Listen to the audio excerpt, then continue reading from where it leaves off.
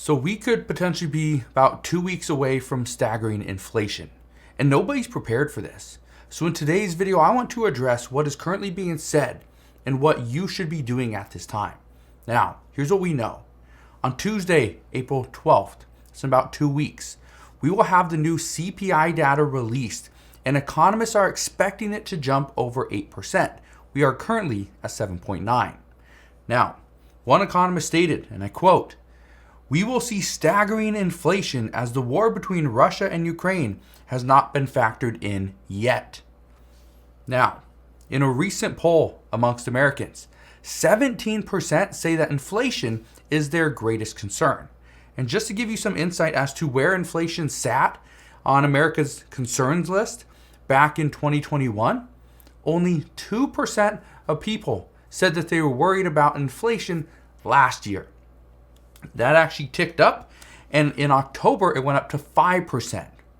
Well, then it jumped to now 17%.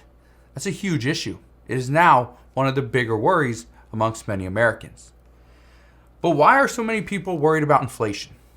Well, one thing you need to understand is that the Federal Reserve has said that they're expecting inflation to be transitory to 2022. Now, what does this mean? Well, here's what I can tell you. The Federal Reserve has used the word transitory or temporary quite some time, especially in 2020 and 2021. Then they stopped using it. Well, here's what we know. Inflation, is going to peak at some point. The expectation is it will peak sometime in 2022, most likely the third or potentially the fourth quarter. Now, here's why this is so important.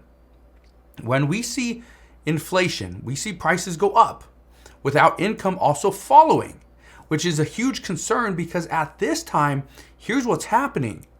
We've seen the American people already get their raises, but they got raises based off inflation that was at like 5 and 6%, not 7 or 8% or potentially even higher.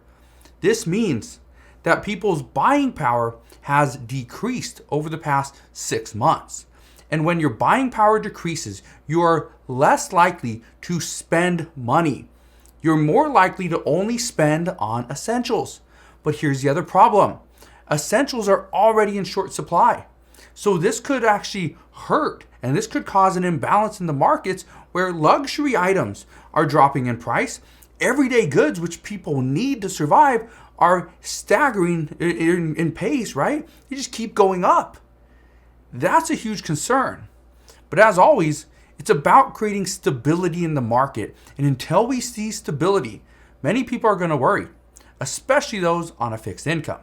And if you are currently on a fixed income, first, you're going to have to do whatever you can to try to supplement that income. Try to make a little bit extra money.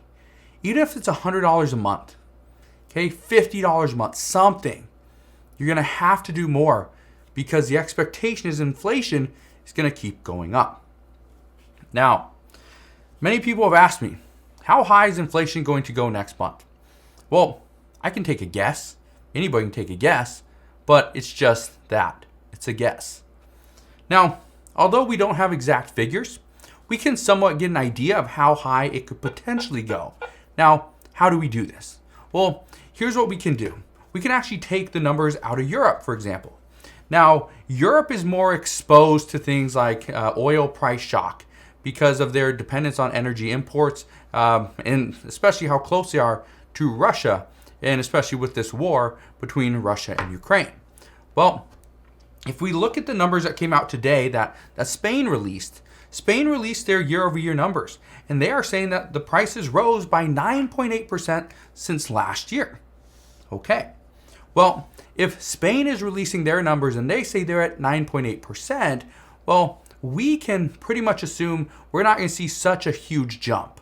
Okay, so if we use Spain's 9.8% as a top line number, some experts are saying that we could see our CPI reading actually be lower than that, obviously.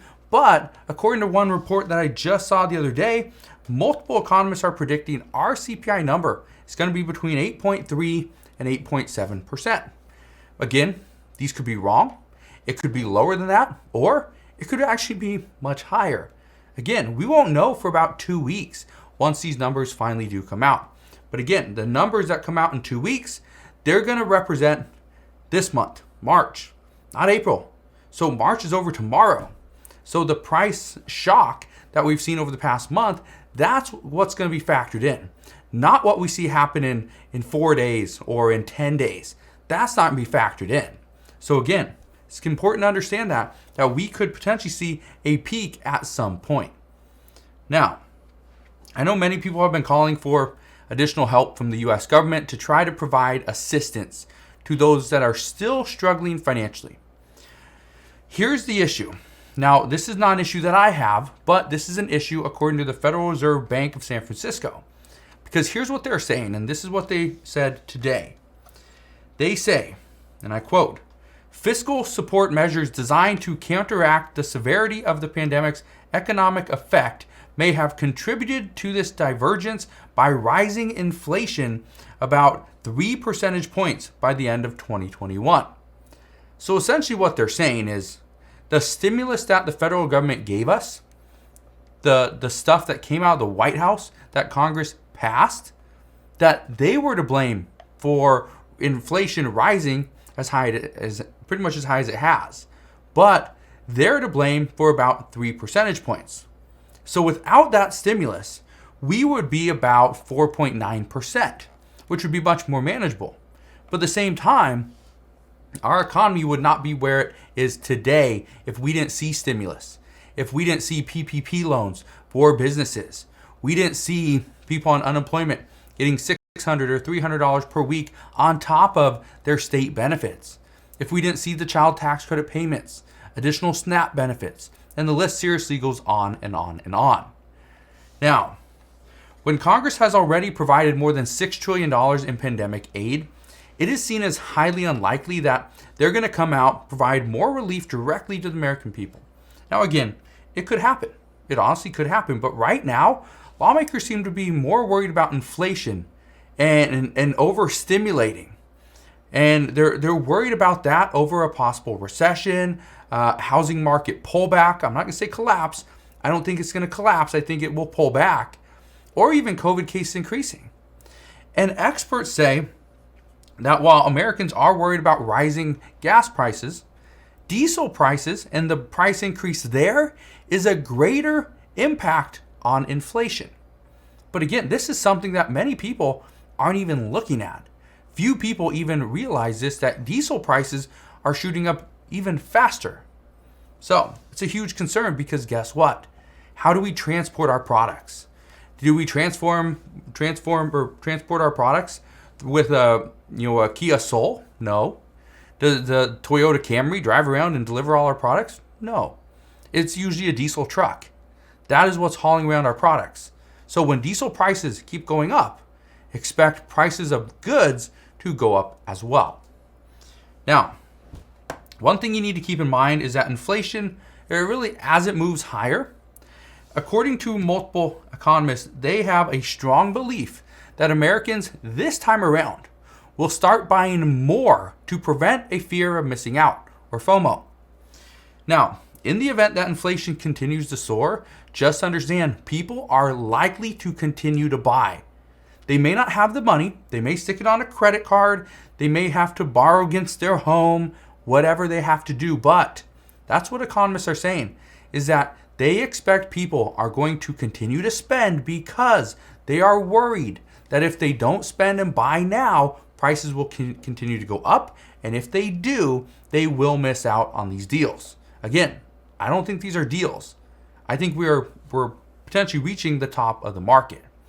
Now, if this happens and the American people continue to spend when inflation is still very high, well, inflation is going to continue to run even hotter than what many people expect.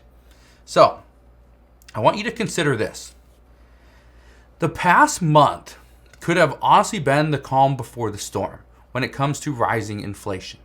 And if we continue to see the war between Russia and Ukraine, then expect prices to keep going up because right now, here in the US, we do not have an answer for all the shortages that we are currently seeing. Keep this in mind. Right now, the war between Russia and Ukraine, some are saying they are expecting this to be over sometime in May. Hopefully that's the case. Hopefully we see it, over in April. But again, May is still pretty good. But here's the other thing. They're saying that the shortages that we are currently experiencing here in the US, we don't have an answer for those. We don't. We have worker shortages. Okay? Products all across the board are in short supply.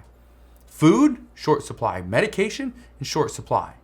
You go to some retail stores, a lot of the shelves are just empty, are bare. But again, it's not everywhere. So keep that in mind. Understand that there's going to be differences. Some parts of the US are going to be seeing inflation just with food products because it's tough to get. Maybe it's in rural areas. We don't know. But that's the thing. Nobody is prepared for what is to come because guess what? We don't know what's coming. Nobody can prepare because how do you prepare for something that you have never been through or you don't know what to expect? That's why, for me personally, I'm going to over-prepare. Doesn't mean I'm going to go and buy 20 cases or boxes of toilet paper. That's not what I'm going to do. I'm going to prepare financially.